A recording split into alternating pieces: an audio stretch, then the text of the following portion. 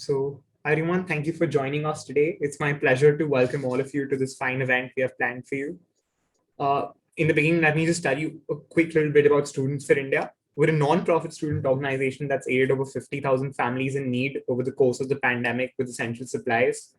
But today we're here on the occasion of Youth Day to delve into the worlds of mental health and spirituality. Times have been tough for everyone during this pandemic, and maybe today we can do a little something to make that little bit better for all of you here. So, with no further ado, let me introduce to you our illustrious guest for the webinar, Nitya Shanti sir. Nitya sir is an internationally respected spiritual teacher, seminar leader, writer, and educator committed to sharing practical wisdom teachings for happiness and enlightenment with people in a joyful and transformational way. He blends a deep study of ancient scriptures along with a broad survey of contemporary discoveries. Nitya sir specializes in facilitating profound shifts in awareness for people to release limitations and awaken latent potentials for a fulfilling life. He completed a Master of Business Administration from XLRI Jamshedpur and then worked in the corporate sector. Despite having a promising career, he was drawn to pursue his spiritual quest. In 2002, he was ordained as a Buddhist monk. After 6 years of living in forest meditation monasteries in Thailand, Sri Lanka, and also various parts of India and the United States, he was guided to live, learn, and serve in broader ways than the traditional role of a monk permitted. With the blessings of his teachers, he stepped out of the robes in early 2008 and now shares joyful teachings in happiness workshops, youth programs, corporate trainings, and meditation retreats around the world. His work is orchestrated by the Nitya Shanti Foundation, a non-profit organization with the purpose of reawakening a heart and earth-conscious culture based on wisdom and joy. We're very glad to have you with us today, sir. It's great to be here. Thank you, Tanush, for inviting me. And big hello to everybody. I'll just hand it off to you. And all right. We can begin. Let me actually shut the screen sharing so we can see. And I invite some of you to put your videos on, if that's all right. Nice to see some faces. That's good. Hi, Tahira. Good to see you. Hi, Ahana. You guys have such amazing names.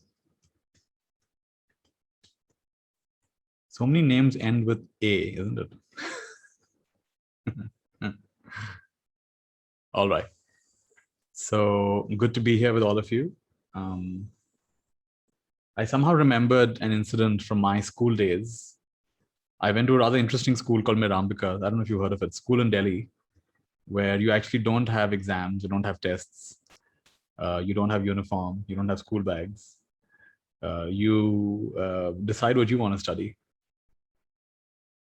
Why? It's such a simple thing, right? Why should we be told what to study? So I went to a school where they asked a very fundamental question, which almost no school asks. What do you want to learn? And then we were responsible for our own learning, in the sense that then we would chalk out our own plan for the next week or 2 weeks, go to the library, figure out the books, figure out the teachers you want to work with. And we had, instead of calling it classes, we called them groups. And we were also responsible, by the way, for cleaning our own classroom. So we'd come in the morning, we would do jhadu pocha, clean the windows. This makes you respect these simple things, right? Like making sure the flowers have got water in them. And it wasn't the traditional style of a classroom where there's rows of seats and a big blackboard. Nowadays, I don't know if you have whiteboard, blackboard. It wasn't like that. It was circular arrangement. So these things were, I was remembering a time when, for some reason, my classmates were troubling the teacher a bit much. And these teachers, by the way, were not paid. Huh? They were all volunteers. Imagine going to a school where all the teachers are volunteers. So something really upset me about how my classmates were being hard on him. And I was very moved. And I began, I felt the pain of my teacher trying to, because he wasn't very good at controlling the class. But he was a good-hearted man, you know? And I just felt his pain. And I burst out, I shouted at my class. I got up and I shouted at my class. And then I burst out crying. And then I put my head, my friends were like, what happened? Are you all right? Is everything fine? What happened? And then first of all, I was angry at them for doing that. And then I was upset at myself for crying. And then I was embarrassed. So I don't know what to do. I was like, what the hell just happened? So it was like so many emotions went through me just a matter of a few seconds, from being upset to being angry to being embarrassed. And I just remember that incident. Somehow I was remembering that before this call. I just felt like sharing that. One thing so this is what I'm going to do. This is the way I'm going to share today, right? I'm going to share with you things that I wish I knew when I was your age. It's as simple as that. Will it help you? I don't know. But I wish I knew it at your age. My life would have been a little bit easier, a little bit simpler. So quick backstory. I was born in the US. My parents moved back to India quite quickly. I grew up in India, mostly in Baroda, Pune, and Delhi. And went through many schools for one reason or the other. My father died when I was 7. He had a heart problem. My father died. My mother moved from Pune to Delhi where the relatives were closer. And that's when I went to the school called Mirambika. Initially, I didn't like the school. What a strange school. No uniform, no. You don't call your teacher sir and ma'am. You call them Didi Bhaiya. So I was very amazed. What kind of a school is this? I was not very thrilled.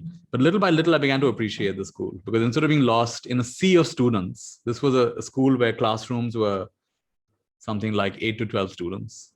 So you got a lot of personalized attention, right? And everyone was allowed to be an individual. And one thing we would do at the start and end of each day was a few minutes of music was played, and we were asked to just be quiet time. But we weren't told what to do. So you could kind of call it meditation, but my mind used to wander. I just wait for the music to finish and get on with it. When I was 16 years old, my mother told me I'm going away for 3 days. Going away for 3 days? What are you going to do for 3 days? She says, I don't know. I'm going to be in silence for 3 days. I'm going to be in silence. What's going to happen? She says, I don't know, but do you want to come? And I mentally calculated, if I go, I'll miss 1 day of school. Friday, Saturday, Sunday. So Saturday, Sunday was off anyway. So Friday I would miss. I said, wow, I'll get to miss Friday. So for that main reason, I went along with her. And this was a place. So those days we had, I don't know if you guys have seen Walkman, Sony Walkman. And we didn't have MP3 players back then. So I used to take my Walkman everywhere and a book. I now realize it was my discomfort being with myself. I always had to read a book and I always had to listen to music. I couldn't just be with myself. So I went for this course and they told us, no Walkman and book allowed. You have to read the book of your own heart and mind. How do you do that? We'll teach you. So for 3 days we were in silence. I thought that would be the hardest part. Not talking would be the hardest part. Turns out at least for me, that was the easiest part. The hardest part was what they told us to do. They said, sit as comfortably as you can and bring your attention to your breath. And as the breath goes in, be aware of it. As the breath goes out, be aware of it. And just keep doing that. How hard can that be? But I found I couldn't do it for very long. In a minute at the most, my mind would wander. 30 seconds at the most, my mind would wander. Anyway, for 3 days, we did this. And whatever pride I may have had about how smart I am or whatever, it all came to dust, because I realized something as simple as watching my own breath, I could not do it. And I realized in that moment very clearly, the mind is not my tool. I am the tool of my mind. And I'm nicely being taken for a ride. Anything I think, I believe. Anything I think, I believe. People who believe all their thoughts, what they're called. They're known to have a mental illness. They're called insane. If you believe all your thoughts, you're insane. Such people are put into mental asylums. And 1 minute you're their friend, next minute you're the enemy. Mental asylums, right? Someone who believes some of their thoughts is considered normal, but they have many moods, you see. If you believe some of your thoughts, every time you believe a thought, you get into a mood. If you believe my friends like me, you're in a good mood. If you believe no one likes me, you're in a depressed mood. It's just a thought, but you believe it. Right? If you believe very few thoughts, I would call you wise. And there may be a few rare people who reach a state of not believing a single thought. And that is called freedom. Freedom from what? Freedom from MIND. What is mind? MIND. Mostly inaccurate neurodrama. Your mind is mostly inaccurate neurodrama. Why do you have moods in the day? Because you believe your thoughts. What's the quality of your life? The quality of how present you are. Are you here with me now? Or are you multitasking? Are you watching a Netflix show while you're doing this? If you're multitasking, you're neither enjoying that nor are you enjoying this, right? They found that people who multitask are worse at performing simple calculations than someone on drugs. Someone on drugs does better than someone who's multitasking, right? Every interruption takes you 15 minutes to recover from. If you're in a flow, like you're studying and you're in a flow and there's an interruption, whatever reason, phone rings or this or that, it takes you 15 minutes to get back to that same momentum. One of the cool tools I learned along the way is called the Pomodoro technique. I don't know if you've heard of this. 25 minutes of focus. Yeah, you've heard of this? Very good. 25 minutes of focus followed by a 5-minute break. And you do that 3-4 times, take a longer break. It really helps to just take time chunk like this. Really good. Anyway, so I did that meditation course and it opened up a whole new dimension in my life, the dimension of being present. Because until then, I was living in the world of thoughts. I did not know there's another world, the world of presence, the world of present moment awareness. So today, I want to share with you 3 things, very practical, very down to earth. If you practice all 3, that'll benefit you. If you practice even one of them, that'll benefit you. If you practice even one of them some of the time, that'll benefit you. To whatever extent you do this, this will help your mental health. And it'll also help your spiritual development. First of all, what is spiritual development? It is a deeper understanding of who you really are. Because if you think about it, when I ask you, who are you? You'll tell me your name. You'll tell me what you do. You'll tell me your age. You tell me where you live. But these are all things that people have told you. They've told you your name. They've told you your age. How do you know your birth certificate may be wrong? They may say, oh, sorry, we just discovered there's an error. You're actually 2 years older or 2 years younger. How do you know? Someone told you someone told you all these things about you. Things you're good at. Like I had a friend who was excellent in English. And she would win all the elocution and debate competitions. And she got married and went to the US. And she was amazed in the US, people couldn't understand her accent.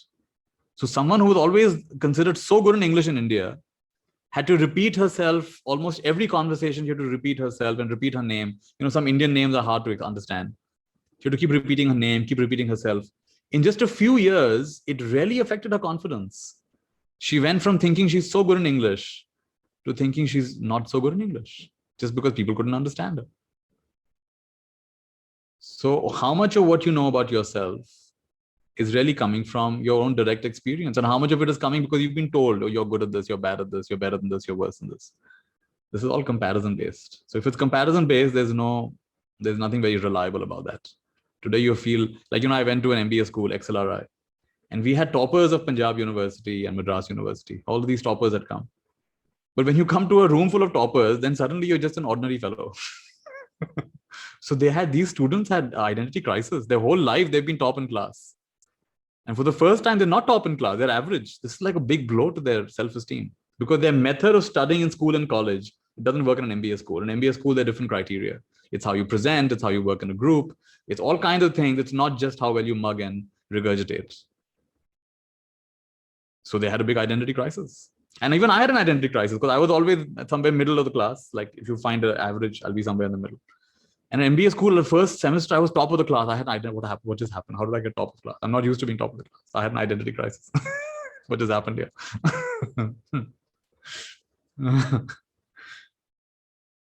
So spirituality is discovering something about yourself that is not dependent on changing conditions.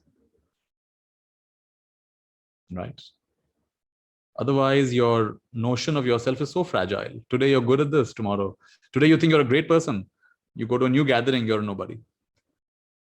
Isn't it? So let's give you 3 tools that might help. The first tool is a tool of gratitude. This was a big breakthrough for me because even meditation, I began taking very seriously. You can take anything seriously. Meditation also became very serious. I should meditate more. I should meditate right. I'm not doing it correctly. You're beating myself up. In this world, you can take anything and you can beat yourself up. I do these programs, because nowadays there's COVID and stuff, but usually I do these retreats and people come. And one thing I always include in my retreats is play and games. It's amazing. I don't know about you guys, but it's amazing how many people have not played games and played sports for years. So when I make them play, some of these people are like, wow, Nitya, 5 saal ho gaye, 10 saal ho gaye, 20 saal ho gaye.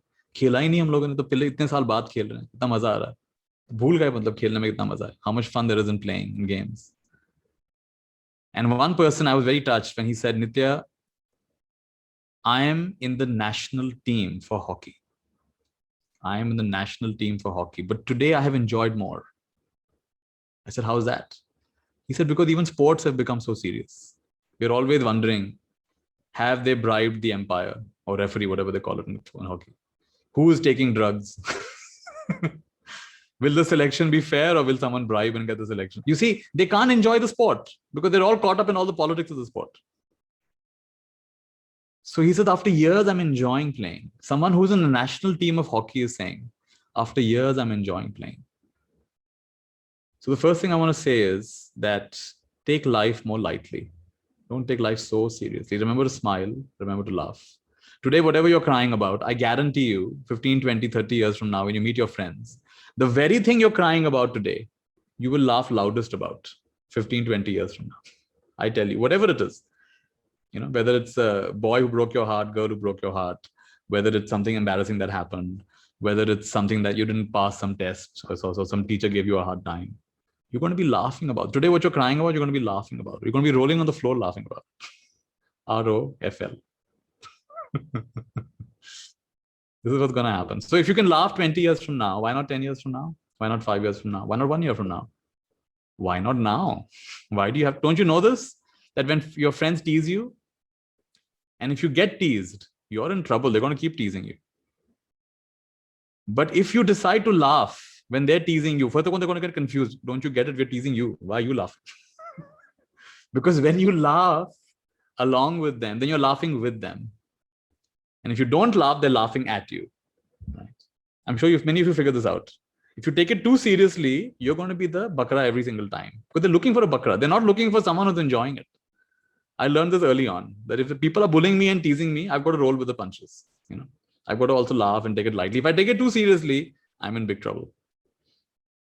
Right? The same thing's going to happen to you in life. The more seriously you take it, the more trouble you're going to get into. So one of the rules I learned is rule number 6. Rule number 6 is don't take life so seriously. What a great rule. Don't take life so seriously. In fact, this was a rule told by one prime minister to another prime minister. Don't take life so the prime minister is very amazed. This is a very good rule. I want to know all your rules. Tell me the other 5 also. He said, there are no other rules. There are no other rules. Then why is it called rule number 6? So prime minister whispered to him, don't take life so seriously.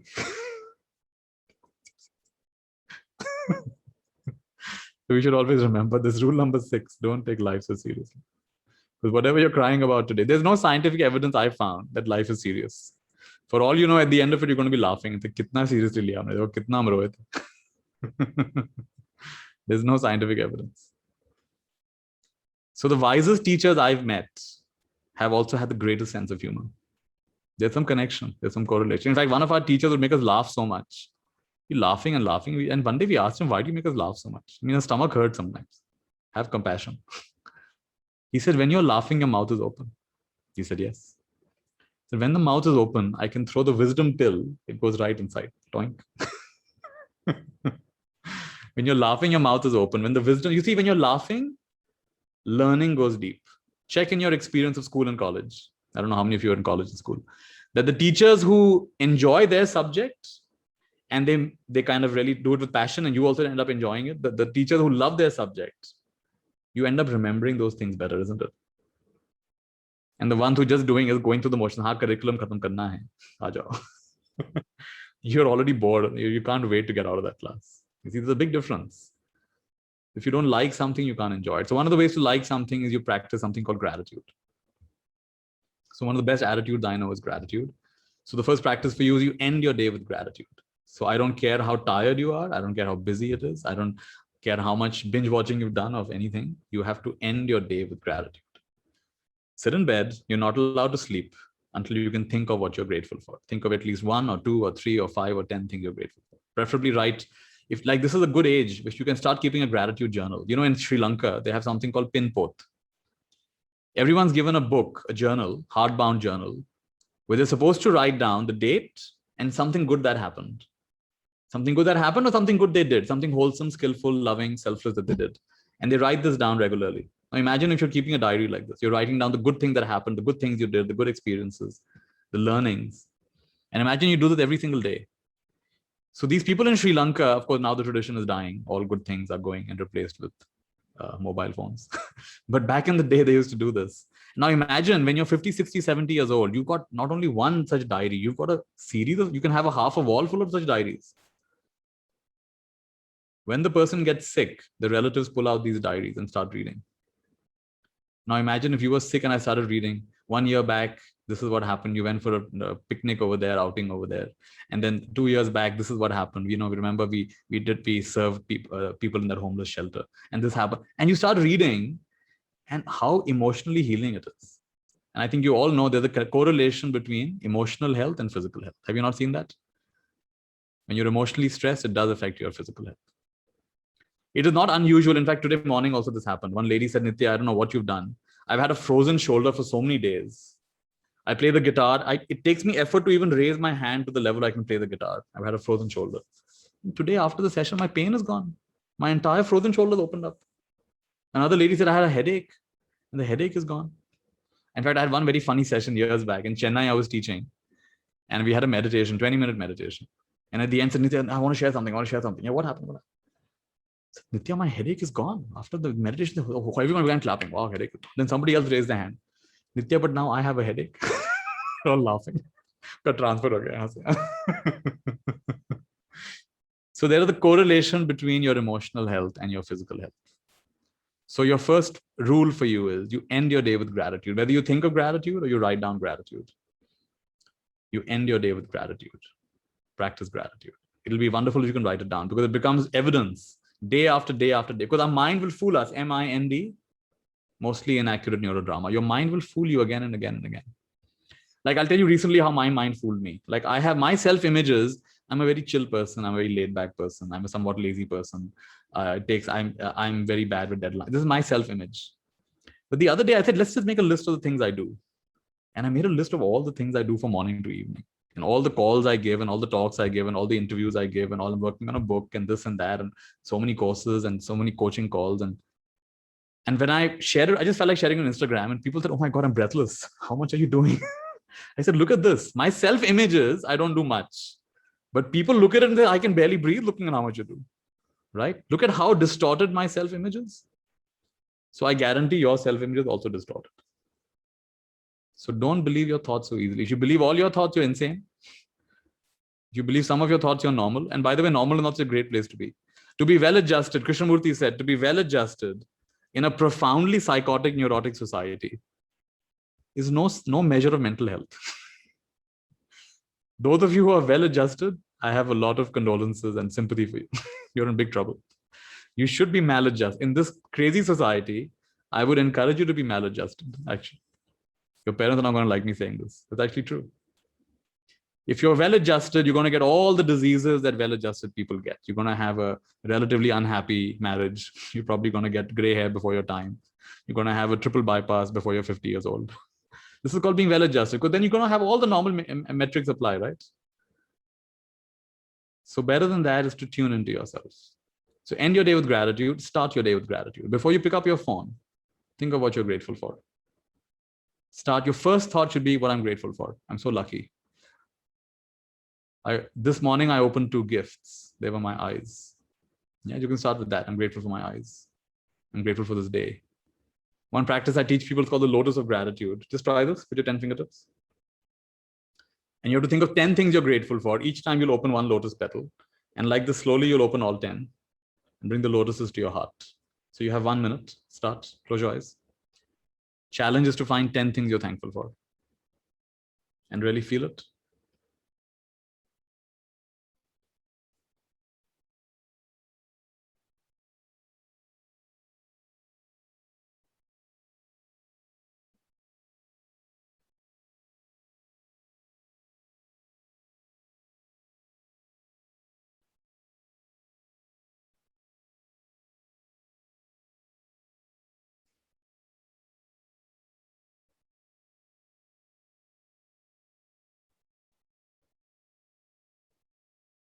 Whenever you're done, you bring your lotuses to your heart.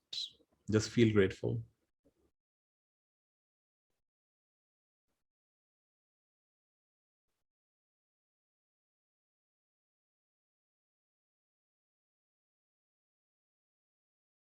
Let's all bring our hands to the heart. And take a deep breath.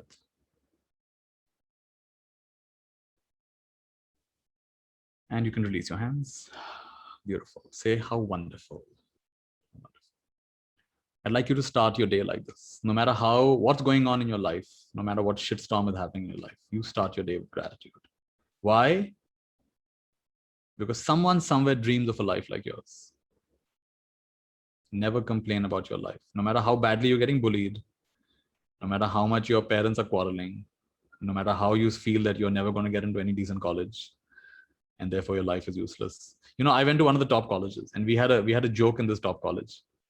MBAs work for dropouts.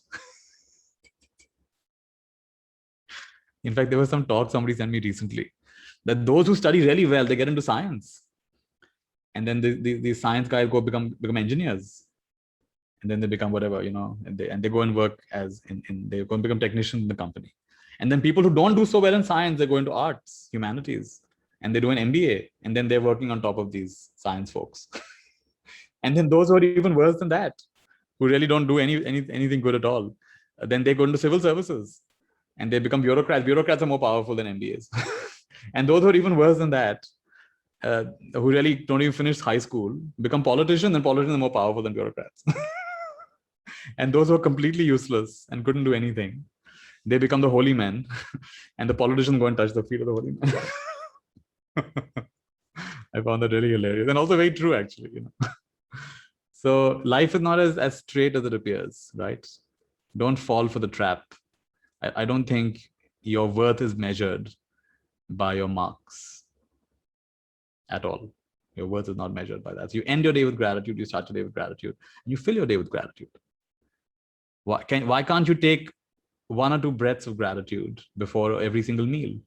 Because you know how much effort has gone into that meal.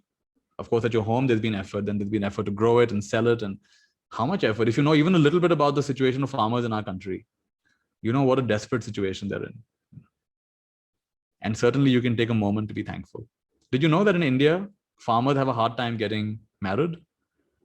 Because nobody wants to give their daughter to a farmer. But that's like the lowest of the low, you know. And these are the people who are growing our food. In fact, I went to a village and they said all the smart ones leave and go to the city.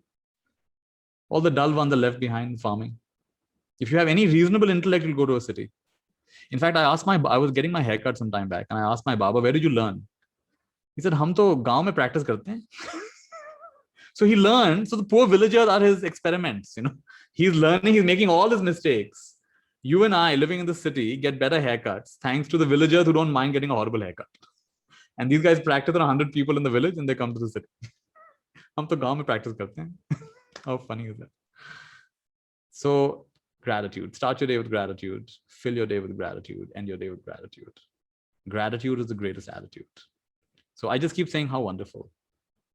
Yatha drishti tatha shrishti. When I change my way of looking at things, the things I look at change. I'm not seeing the world the way it is. I'm seeing the world the way I am. The day I've got poor marks in a subject, the world looks very unfair. The day that boy or girl responded to my message, I'm on top of the world. I'm like Titanic. I'm like, my hands are spread out, king of the world. That's the moment. So it's not the world. It's my thoughts about the world. I'm not experiencing the world at all. You guys have, during the pandemic, tried to make a difference, right? So instead of scribbling and complaining how bad it is, at least a few hours in your week went into, how can I serve? How can I help? How can I be of benefit? And I'm told 50,000 families have benefited. That's amazing, right? So you're developing a certain capacity within yourself. Wherever you go, you ask yourself, what do I bring to this? Not what can I get from this? That's what most people think. What can I bring to this? And you bring your talents, your strengths, your capacity, your vision to everything that you do. The second tool I want to share with you is meditation. And there are so many misconceptions around meditation. But I look at it very simply. Like, for example, Tanush and I, hey, Tanush, you want to meet? And Tanush, yeah, sure, let's meet it, yeah. And I say, hey, just one thing, make sure you make me feel peaceful and happy and nice. So Tanush says, oh, really? I'm supposed to make you feel peaceful and happy, and it's very stressful now. We can't just meet. I'm supposed to make you feel a certain way. How awkward it becomes when you tell someone, let's meet, but make sure you make me feel this and this and this. Who does that? Who puts preconditions like that? Best of luck finding any friends if you keep saying, make sure you do this. right? That's not the way friendship works. Friendship, you meet people the way they are. If they're in a bad mood, you cheer them up. If they're in a good mood, you laugh along with them. That's friendship. Now, which is the only guaranteed long-term relationship? Which is the only guaranteed long-term relationship? Put in the chat. Let's see if you get it. Only guaranteed long-term relationship. Who was it with? There you got it. Tahira. Ourselves. I was waiting for someone to say mummy, papa. No. No. The only guaranteed long-term relationship is with yourself. One person you're stuck with in this lifetime is you. So what is meditation? Meditation is meeting you, meeting yourself. It's as simple as that. But you know what? We put preconditions. Oh, Nitya, I can't meet myself because I feel restless. My thoughts start wandering. Oh, why can't? Okay, so all right. Sometimes your friends are restless. And then each one of you become like PhD psychologists. No, think of this, do it like this. It's fine. I'll listen to you. You'll be fine. So your friends, you're very good at counseling. When it comes to yourself, you can't handle being with yourself. What's going on there? I know many of you are actually very good at counseling your friends. My brother actually told me the other day, he was saying that, Nitya, when people call me with problems, I give them such fantastic answers. Even I'm impressed with my answers. And then I think, if I wish I would follow my own answers, such good answers I'm giving. I wish I only followed them. I don't know where such good answers come from. So we're great at giving advice to people. But my teacher used to say, your prescriptions for others were meant for yourself. Whatever you're telling your friends to do, are you doing it yourself? The way you speak to yourself, if you spoke the same way to your best friend, would your best friend still be your best friend? We have to ask ourselves this question. And if not, then it's time to create a change. But the change comes through awareness. You see, if you're not even aware, how will it happen? So I'll give you a simple 4-minute practice. The 4-minute practice is to, first minute, be aware of your breath. Second minute, be aware of what you're feeling. Third minute, just be with yourself. Let things come and go. And the fourth minute, send loving wishes. And I'll guide you through it. All right, let's do this. Sit comfortably, straight back.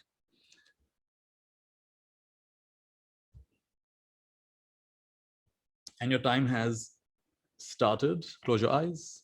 Feel your breath. Feel the in-breath. Feel the out-breath. And recognize in this precise moment, there are thousands of people in this country who can't breathe. What a privilege that you can breathe. Enjoy this in-breath. Enjoy this out-breath. Inwardly be thankful to the breath. And for once in your life, appreciate your breath. Tell your breath, you're a beautiful breath. And I really love you.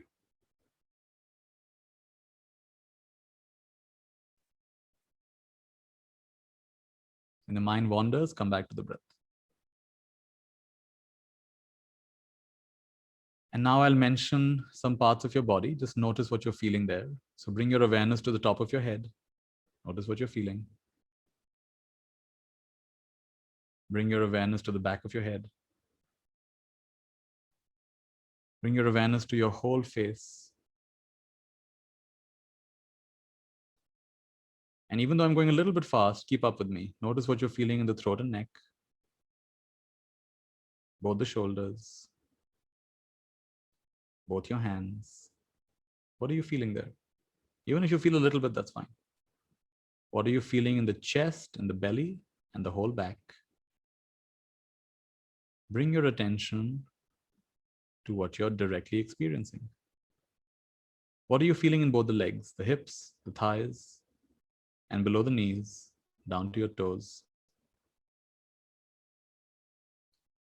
And now experience your entire body simultaneously. Like you stepped away from yourself and you're feeling the whole body head to toe.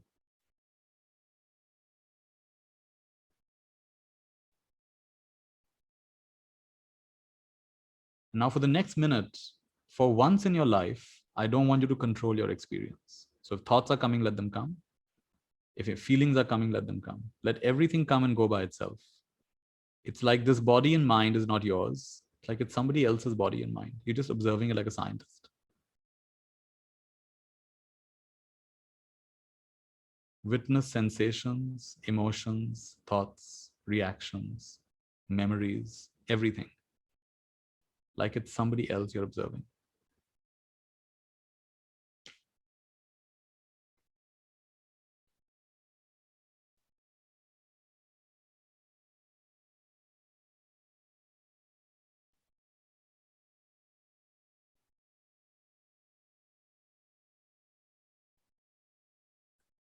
And the last part of our practice, you will send good wishes, loving wishes. So think of people in your family and just send them loving wishes from your heart. May they all be happy. May they all be well. May they all be happy and safe and well. May there be peace and harmony in the family. And now think of anybody else who needs some love. Could be a friend, could be someone you're serving, group of people you're working with. From your heart, radiate loving light, loving wishes to them. And in your mind, see them as smiling, see them as happy, see them as relieved of their troubles. And expand and deepen the sense of love and good wishes.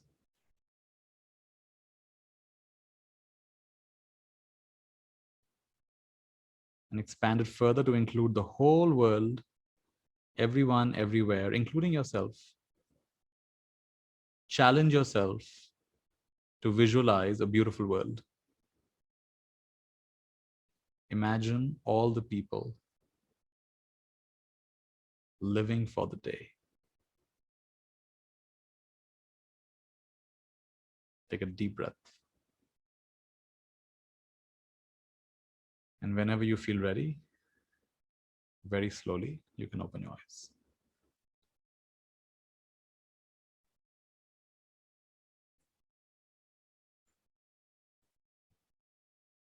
Well done. This was a 4-minute meditation. 1 minute of awareness of breath, 1 minute of awareness of what you're feeling, 1 minute of awareness of whatever's happening, just awareness, and 1 minute of sending good wishes. So one challenge people have when they meditate is, Nitya, a lot of thoughts come. And I'm here to tell you, thoughts don't come. This is your normal state. You're becoming aware of what's going on. This is happening the whole day long. Nitya, when I meditate, thoughts come. No, throughout the day, thoughts are coming. You're just not aware. What you did in meditation is you access something called metacognition. You became aware of your own thinking process, right? So for a little bit of time, you instead of just drowning in the ocean, you kind of took a drone view, helicopter view. Oh, this is what's going on. Then again, of course, you're back again. So developing this capacity for metacognition is one of the best things you will do in your lifetime. One thing you should all prioritize is meta skills.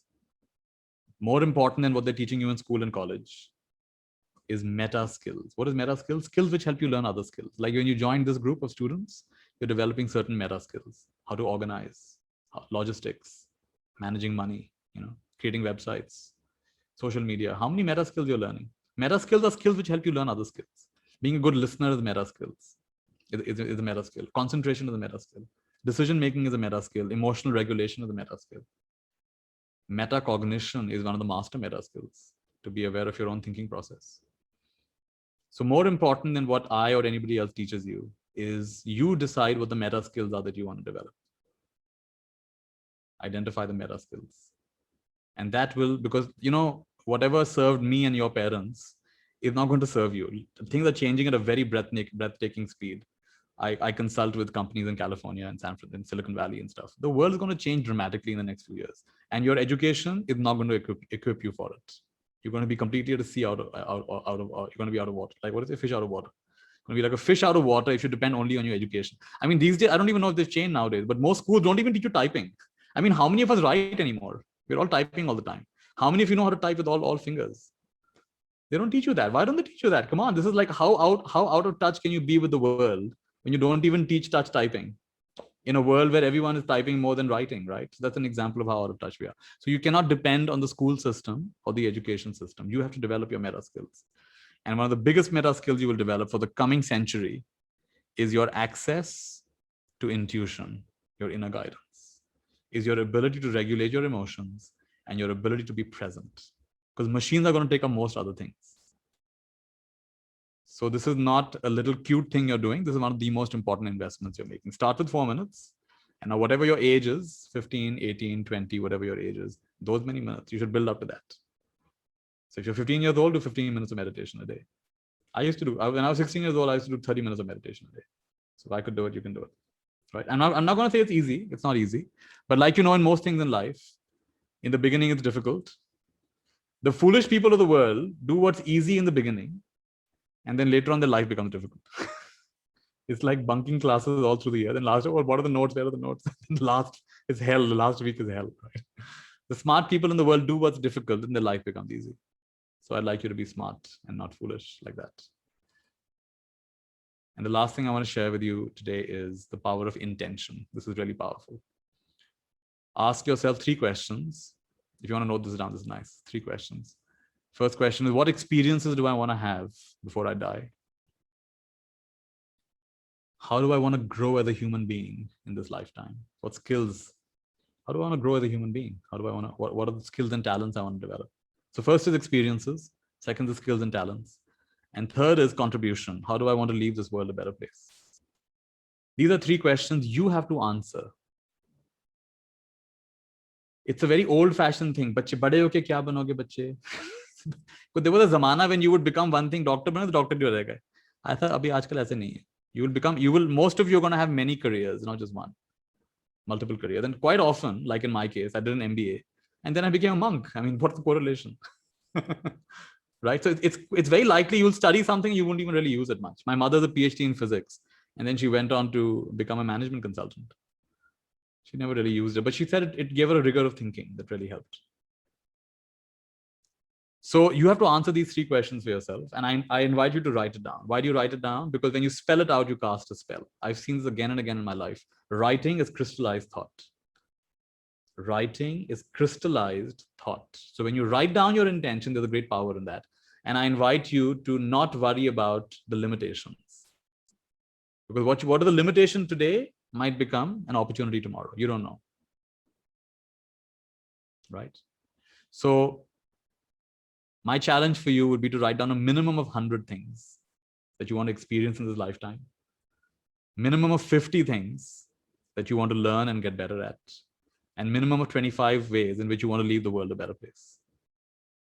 You can always do more. Why not? But when you do this, you challenge yourself. You see, when you already think of, what are my friends doing? Oh, they're going to US. I also want to go to US. You're just limiting yourself. Why? Why? Do you really want to go to the US? I mean, US is not all that is made out to be. You go there, you're going to get bullied for being a brown-skinned fellow. It's not all that great, and you're going to be eating in McDonald's to save money. So it's not what it's made out to be. So you have to ask yourself what's important to me. And I was lucky I asked myself these questions. I read a book where you have to write your own obituary. I wrote down my own obituary when I was maybe 19 or 20 years old. I wrote down, what will people talk about me when I die? And that changed my life.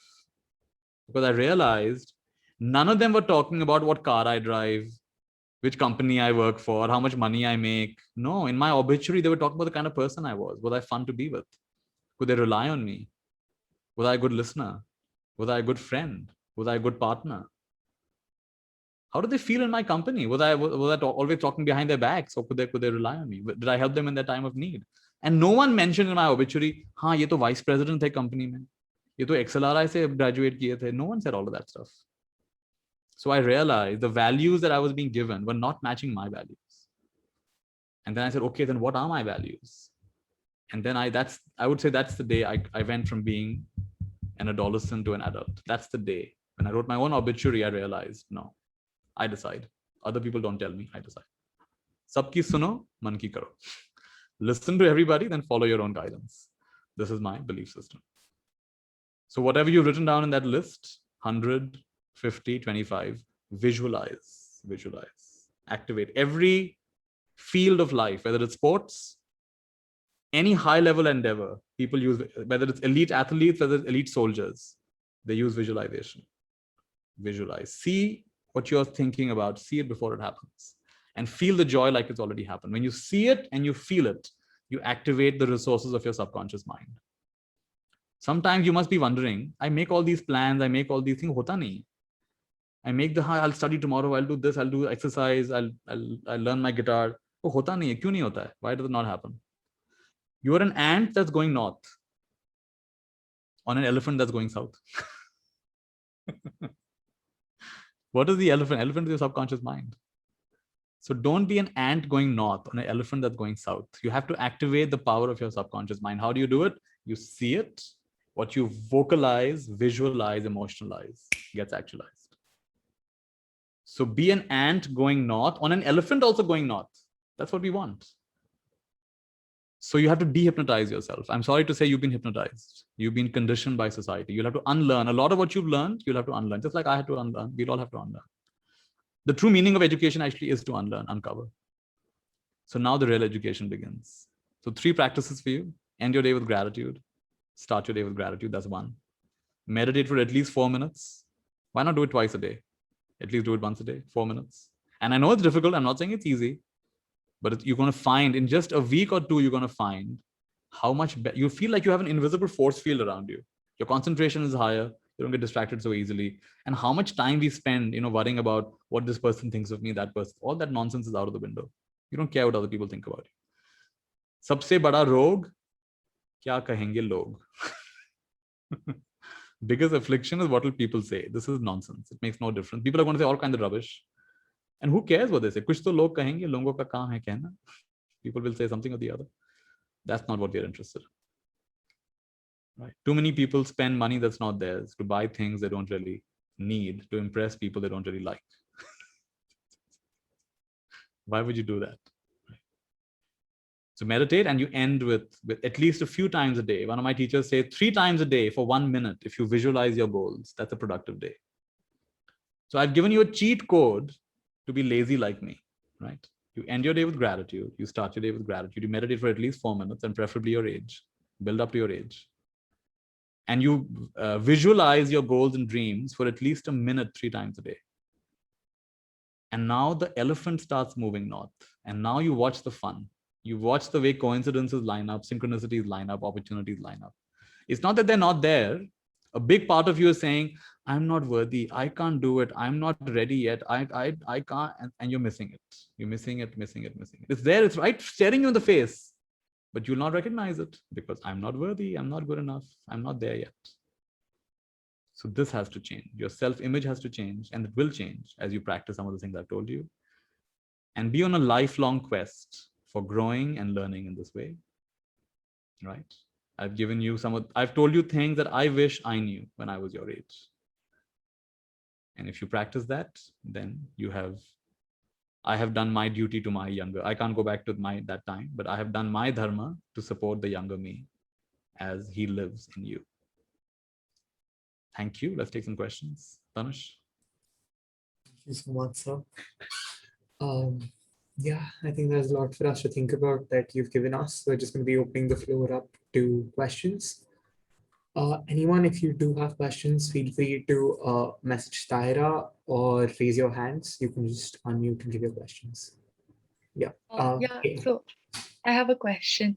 So Right. you know how you said not to really take what people say to heart if it's like people will always talk about you and stuff. But then when you're constantly being criticized or taunted for that matter, and how do you sort of manifest that mindset where it doesn't bother you? Like, how would you tell yourself that you're not those things that people are constantly telling you you are? True. So Kaya, notice one thing. If I appreciate you, let's say you meet 2 people in the day. One appreciates you. They say something good about you. Oh, you're always so well dressed. And the other one says, I find you very selfish. Now check. They both said something about you. Which one reverberates longer in your consciousness? Probably, personally, I'd say the one that was more taunting and negative. Right. So you're not that innocent. It's not like there's something you're also doing. It's not like they're just saying stuff and you're like the victim of it. You're not the victim. Someone said something once and they walked away. And now you're replaying that tape the whole day long. See, if I tell you a joke here, and I'm pretty good with jokes, so you laugh, I'll repeat the joke, you'll smile. 3rd time, you'll start looking at your phone. And by 4th time, you'll message Tanush privately, can we get this guy off now? He's just stuck to the record, right? I told you the joke 4 times, already you're fed up. The same joke doesn't make you laugh and smile again and again. The same thought, you're selfish, you're rude, you're ugly, your teeth are yellow, that'll go on for days, for months. Why will it go on? Why does the same upsetting thought make you cry again and again when the same joke doesn't make you laugh again and again? Something to think about. So you're not that innocent, Kia. It's not that you're a victim over here. There's a resonance happening inside. So I'll give you a simple practice. Look in the mirror every day. We can all do this actually. And so what I do, I look in the mirror and I say, Nitya, just for today, what if there's nothing wrong with you?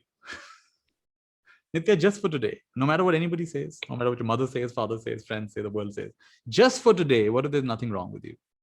And you've done something very radical in a world which is spending billions of dollars in advertising every day to tell you, you're not tall enough, you're not fit enough, you're not fair enough, your clothes are not right, your hair are not right, your teeth are not right, this is that, nothing is right, your education is not right, and you're a horrible parent, and you're a horrible this is really going on.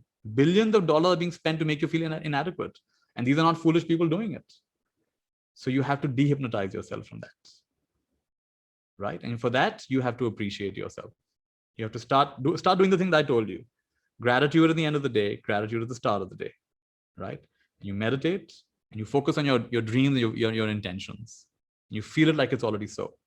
And now you're creating a force field, like a bubble around yourself. Next time I meet you, you'll be saying, Nitya, I don't know what happened. These people vanished from my life. They're not there anymore. And even if they say something, it's like their voice has become muted. On Zoom calls, sometimes you can't hear someone. You say, unmute yourself, unmute, you're speaking, but we cannot hear you. Please unmute. It's like that. They're saying all of this, but it doesn't touch you. It's like they've gotten muted. It's like that doesn't reach you anymore. And if it does reach you, then know that there is some learning for you in this.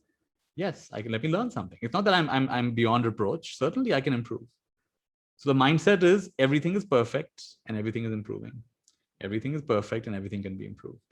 And when you start thinking like that, none of these things will bother you. They will just become steps to climb higher and higher and higher. Not a problem. Thank you so much. Anushka, do you want to take the next question? Yeah, I was just observing what you said about gratitude in the morning and at night and doing meditation. I believe I'm a very spiritual person, so I follow the law of attraction, and all the things you mentioned aligns to that, like manifesting, like being grateful in the morning and then meditation. And I've been doing those for like a month, and I've been seeing those results, which you said that coincidences will start happening, and then you'll be like, what is happening? And isn't the same, like when you say negative about yourself, that's manifesting that negative into your life, and that's why you shouldn't do it? Yeah, but again, don't be so afraid of it, because my teachers told me that, see, first of all, we are biologically conditioned to highlight the negative. In fact, this connects to the previous question as well. Why is it that she remembers the one negative comment more than the positive comment? Because if you think about it, in our thousands of years back, we lived in small tribes. And if the tribe people criticized you enough, then you would be taken out of the tribe. And to leave the tribe is almost certain death, because you cannot survive in the wilderness on your own. You need a tribe to survive. So you're biologically programmed that, oh my God, if people don't like me, I might die. But of course, nowadays you're not going to die. If they don't like you, you just rent an apartment and you order everything online. You're not going to die just because there's nobody who likes you, right? You're going to be fine. But that's not how we feel. We feel, oh my God, if they don't appreciate me. So you're biologically conditioned to highlight the negative. But you shouldn't worry about it, because like I said, if you just do these 3 practices I taught you, even if the whole day you're self-criticizing, these are incoherent ways of thinking. Imagine a bulb, light is spread throughout the room. The same amount of energy put into a laser can cut through all kinds of stuff, because the laser is just one sharp beam of light. It's coherent, right? So you don't equate, even though there are 1,000 negative thoughts in the day, they're not equal to a few minutes of loving kindness, a few minutes of gratitude, a few minutes of thinking of your vision. So don't think, sometimes you think, oh, negative ho jayega, kuch nahi hone wala. You're going to be fine, right? Those negative thoughts, it'll take a long time to think like that before something happens. I'm not going to say it has no power, but it's very little power, right? It is like you're pedaling your bike and you're hoping to power the whole house. Best of luck pedaling the bike and hoping to power the whole house. And that doesn't generate enough power to power the whole house. It's not going to happen, right? But maybe you can power a small little tiny bulb. So this is the main thing to understand. So don't be afraid of your negative thoughts. Use a simple word. Whenever you catch yourself thinking like this, you say cancel, cancel. It's called an antivirus, right? Whenever you have a low quality, cancel. Thought comes again, cancel. In the beginning, you'll be doing a lot of cancels. And when I first teach this, people say, Nitya, what have you taught? Whole day cancel only is happening. Subah se shaam tak cancel kar. For first thought, I have to cancel sometimes in the morning. But then you'll find after a week, after 10 days, after a month, you don't have to cancel so much because you become aware. You've caught the ants. What are ants? Automatic negative thoughts. You've caught the ants. And so they will reduce automatically. Thank you. Yeah. Wonderful, Anushka. Very nice. Who's next? Rahul, you can go ahead. Good evening to everyone present here. So my question is, what is passion? I've been thinking about it quite long. I'm having a hard time hearing. Can you understand that? Oh, okay. Good evening to everyone present here. My question is, what is passion, sir? What is passion? Hmm. I have to tell you what's passion. Okay. Like, do you like cricket? And you're ready to be up late to watch cricket? Do you like, what do you enjoy? That's your passion, what you really enjoyed. Are you into you like travel? You like sports? You like some kind of adventure activity? You like juggling? What do you enjoy? That's your passion. Something where time disappears is your passion, right? You're emotionally invested in it. That becomes a passion. Have you heard the word ikigai? It's quite a famous word now. It's from Japan. Ikigai. Yeah, I've heard that is a famous book named Ikigai, based on Japanese philosophy. Correct. So the 4 aspects of ikigai are you like it or you love it, and you're good at it, and it benefits the world in some way, and it helps you pay your bills. In Indian society, parents only want to know bill pay hoga ki nahi dekho.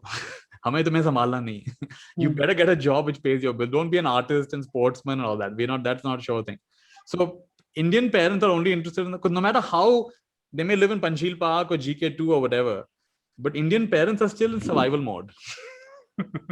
They're not in thriving mode, right? Sadak pe aa jayenge. So Indian parents are very caught up. They're only interested in will you survive or not, but you need to have all 4, right? So you don't fall for that trap. What worked for them is not going to work for you. You got to dehypnotize yourself. The world has changed a lot from my time and your parents' time. It's a completely different world, and the rules are very different now, right? So you'll have to learn many skills. You should have a growth mindset, and you ask yourself, how can I take what I love and what I'm good at in a way that contributes to the world, and how can I find a creative way to also make money from it? And if you think like this, then you tap all the 4. Don't settle, guys. Don't settle. Don't just settle for 1 or 2 of them. Don't just go for what you're good at and what pays the bills. That would be a vocation or that would be a profession, but that's not what you want. You want all 4. So don't settle. There's a job, there's a career, there's a calling. Job pays the bills. Career not only pays the bill, it gives you some amount of influence and power and makes you climb the ladder of corporate world or whatever. But we want you to go for calling. Job is with the hands. Career is with the head and hands. And calling is with the hands, head, and Mind. And the heart, not mind. Heart. The heart. We want you to tap the hands and the head and the heart. Wherein you pinch yourself every day. Oh, really? They're paying me for this. I mean, I would do this anyway. They're really paying me. Oh, really? They're paying me for this. Amazing. How wonderful. I would do this anyway. But they're paying me for this. You should be pinching yourself every morning. I don't believe they're paying me for this. So if you have to use your creativity, use it for this. Don't use it for anything. This is the most important thing you want to use it for. Go ahead. Who's next? We'll be only asking 2 more questions because we're actually out of time. Purva, do you want to go ahead? Hello, good evening, everyone. So basically, actually, I had a hard time in my last 1 or 2 years. I was suffering from psychological issues and stuff. So I got fat due to the medicines and all the things. And I literally, after so much time, I accepted myself with my body, and I'm trying to improve by doing yoga and all those things. But the people out here are like always demotivating. Like my family is supporting me, but the thing is, some of the people are like always demotivating me. And also, I also do self-criticism, but at the end of the day, I have realized that to love ourselves is most important thing. So I do a self hug and calm myself down, and I'm just fine. But I want to ask this to sir, that how do we like accept ourselves with all these criticisms and all the things? Like even if we try to improve, but how can we do it? You know, I'm writing a book. Maybe you'll get to read it next year. It'll come out. Penguin's going to publish it. So today I was writing a chapter on self-acceptance. And I confessed over there that I still don't accept myself 100%. And how do you know what is the right level of self-acceptance? How do you know what percentage of self-acceptance you have? So my recommendation to you would be, this is a radical thought, get ready for it. Can you accept your current level of self-acceptance? Can you accept your current level of self? Can you see how even self-acceptance becomes a hammer to hit yourself? I don't accept myself enough. I don't like myself enough. But it is what it is. Perfection. In fact, today I met someone on a Zoom call. She described herself as, I'm a recovering perfectionist. Perfectionists are good at many things, but they're very bad at being happy because they spoil everything with how it should be, how it could be, how it would be. They spoil it. So more important than perfection is connection. So whatever your current Purva, how wonderful that you have taken on this challenge of you doing yoga and you're making an effort to go in the right direction.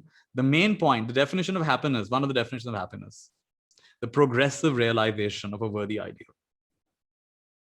The progressive realization of a worthy ideal. If there are such people in your life who are demotivating you, you have to do a very serious evaluation. You have to dramatically reduce time with such people. You really have to. And you have to replace them. If you can't replace them physically, you replace them mentally. Nowadays, you have the best TED Talks, the best YouTube videos, the best books by the best thinkers, all available to you in the click of a few buttons on your phone. The 5 people you associate the most with, you will be the average of those 5. So when I was a monk, I lived as a Buddhist monk for some years. I associated my mind with the best minds. I was with the Buddha, I was with Lao Tzu, I was with Mahavtar Babaji, I was with Sai Baba. I was with the best minds in the world. I was with Krishna. I was with Sri Aurobindo. And these were the people I'd think. I would read their books and I'd think like them and I'd think about them. And when you think like them and about them, then that's the level of your thinking. Right? So it's all right. And you will always, not only now, but you will throughout your life face a little bit of challenge because that's how we grow. We grow on the border of support and challenge. You see, if everyone only praised you, you're not going to grow. If everyone only criticize you, also you're not going to grow. But you're going to grow somewhere in between.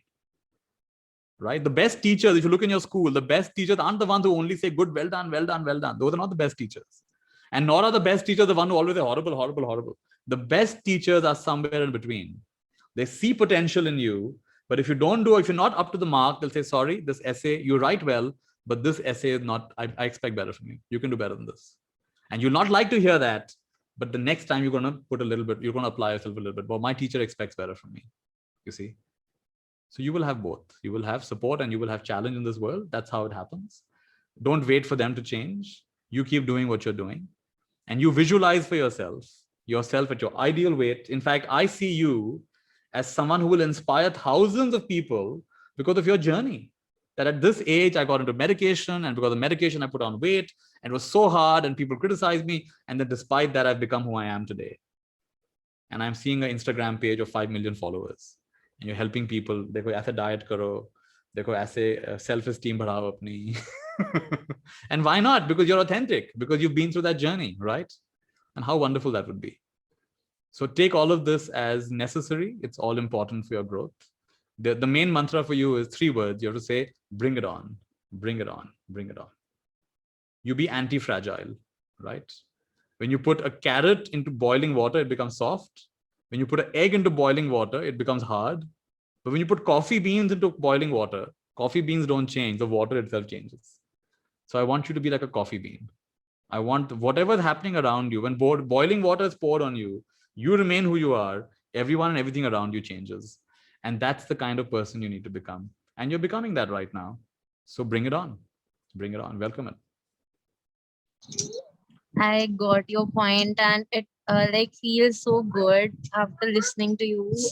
And thank you so much for answering this. I totally understand your point. Thank you. Beautiful. So just last question. Go ahead. Go ahead. I'm really sorry, guys. We Go are ahead. sort of running out of time here, so we would have to wrap it up. So the first question I would like to ask. Sorry that I'm asking two questions while saying that I'll ask one. But the first question that I'm asking is, how do we create a difference between ignoring people's, sorry for using this word, bullcrap, and on the other hand, being oblivious to their actual criticism and living in a la la land? Yeah. And the second question, which we have, it's been running in our minds for like ever since we planned this webinar with you, all of us said that this question has to be there. Is that what is the actual difference between spirituality and religiousness, and how and if they are interconnected? Let's go for the second question first. So spirituality and religion, I have a simple formula. Spirituality is equal to religion minus fear. You can think of spirituality as the inner essence of religion, right? But the outer layer is full of fear. अरे ये नहीं करोगे तो व्रत नहीं रखोगे तो क्या हो जाएगा? देखो पैर नहीं छूओगे तो क्या हो जाएगा? It's full of fear. It's full of superstition. Because at a certain level of development, only fear motivates us. But beyond a certain basic level of development, we don't need fear anymore. Then we want to ask some questions. Okay, don't just make me afraid. Tell me why.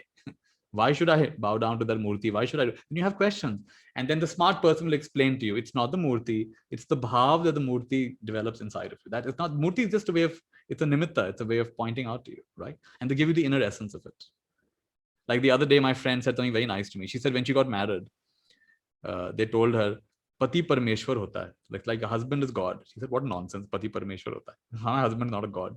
And sure enough, as she went along, her husband is a goofy fellow. He's burping, he's farting, he's behaving in funny ways. This is God. This is God. Then years later, when her friend repeated, Pati Parmeshwar hota hai, she said, nonsense, Pati Parmeshwar nahi hota hai. But my husband is not my God. He's just a man who I live with. She said, no, you don't understand. If you can see your husband, if you can see God in your husband, you can see God in anyone. She said, oh, that's what it means. If I can see God in this fellow, who is such a goofy fellow, then I can see God in anyone. You see, that's spirituality. Religion says Pati Parmeshwar hota hai, and we say, no way. I'm not going to think like that. I'm a modern woman. But if you understand deeply, there's a deeper meaning there. If you can see God in this person who's snoring at night and who doesn't put his plates away, in this person, if I can see God, then the rest of the world is easy to see God in. Like that. So, and your first question is about bullcrap. Well, it's all bullcrap, honestly. Today, if you decide I'm a good person, that's bullcrap. You don't know me. You just saw me for 1 hour. How are you deciding that? Or if you think I'm a very bad person, that's also bullcrap. It's all bullcrap, honestly. Anything you say about me is false. Not only that, anything I say about myself is false. What is meditation? Meeting myself without believing my bullcrap. Meeting myself without believing all the stuff I'm spinning. Because not a single thought about myself is true. Not even one is true. These are all based on concepts and assumptions and comparisons. It's all a relative thing. I cannot know myself. I can only be myself. Because I am the knower. How can the knower be known? The knower, you can just be the knower. You cannot know the knower. So who you really are is undefinable. And yet that is something that you work towards, right? So this is the first element of meditation, is meeting yourself without believing all these stories. Love is meeting the other person. When I can meet you, Puranjay, without believing my thoughts about you. Every time I meet you without believing my thoughts about you, I meet you the way you are, that's love. And when I meet life without believing my thoughts about life, that's enlightenment. Welcome to enlightenment. So today what we've shared with you is the secret, the inner essence of spirituality, the inner essence of religion is spirituality, and the inner nichod of spirituality is what I've given you today. Gratitude, the power of intention, and the power of attention. Attention, intention, and gratitude. Attention, intention, connection. This is what I've given you today. So this is a distillation of my life's work, and it'll keep on getting more and more distilled. And it's triggered something. Everything I've said today has triggered something in you. And that you don't have to remember everything I said. But remember, stay with what it triggered in you. And take care of that. Like a candle flame in the wind, you got to take care of it. If you don't take care of it, poof, it's gone. Before tomorrow, you've forgotten what I told you. But if you take care of it, my teacher used to say, चाहे तो ठुकरा चलो, चाहे अंग लगाओ, तीन लोक की संपदा पड़ी तुम्हारे पांव. You can kick it away and say, oh, this is one more talk. Or you can embrace it. But the treasure of the three worlds is now at your feet. What are you going to do with it? So those of you who embrace this, and like I said, sabki suno man ki karo, yeah, people will have things to say about you. Listen to them, but then you trust, you check your inner guidance. Is there something that I need to apply? Is there something that you apply it? My teacher used to say a tree with lots of fruits, it bends low. So as you grow in this path, you become more and more humble, more and more humble. And you realize there are multiple perspectives to anything. You can be seen in 1,000 different ways. You see, you know about editing, film editing. If there was a camera, I think there's some Black Mirror episode like this. Everything in every moment of your life is getting recorded. Every moment is getting recorded. So there's a camera recording every moment of your life, Puranjay, and I'm an editor. I can edit the movie of your life in such a way that you look like a superhero. You look like the kindest person ever. And I can also edit the movie of your life in such a way you look like the most horrible, detestful person ever. Every time you crush that cockroach and every time you kick that cat, we've got it on video. You're the most horrible person ever, right? And every time you help someone, that's also on the video. Now, who is the editor? You are the editor. How are you going to edit the video of your life? Are you going to highlight those few things, few so-called mistakes you made? Or are you going to look at all in perspective? So be a master storyteller. If you have to tell a story, why not tell it well? Let me end with this last thing. There was a man who was born in prison. And then he became a thief. And then he flirted with all the girls. And then he became a driver. And he's the most loved person in India. Who is this person? Lord Krishna. There you go. Everything I said is true, but the way I said it was not so nice, right? Born in prison. Thief, Makhan Chor. He's a thief from childhood. He's a thief, right? And then he hangs out with all the village girls. He flirts. And then he becomes a Sarthi. But that's not the way the story is told. It's like, wow, what Leela, Bhagwanji, God is born in prison. What Leela? Oh, wow, Makhan Chor, how sweet he is. I find it very funny that Indian women are constantly worshipping Krishna. But then when their husband looks at anybody else, they get very angry. So Krishna is looking at thousands of gopis, then you don't get angry. Right? So it's not what's happening, it's the way you tell the story. It's not your life, it's the way you tell the story of your life. Right? So 2 things from today's session: attention and intention. Learn to be present. That's the place of maximum power. It's not going to happen automatically. You got to train yourself. Train yourself. Develop your capacity to be present. All superpowers are here. All meta skills are here. And then from there, be a master storyteller. In every situation, see what's right, see what's bright, see what's possible. Be a visionary. See potential where everyone sees a dead end. Like Tanush and some of the others have seen potential in this pandemic. What can we do here? This is visionary stuff. So you be visionary like this. You be a master storyteller. And convert every challenge into a beautiful possibility. And that's the essence of what we've talked about today. Lots of love. Back to Tanush and Tahira.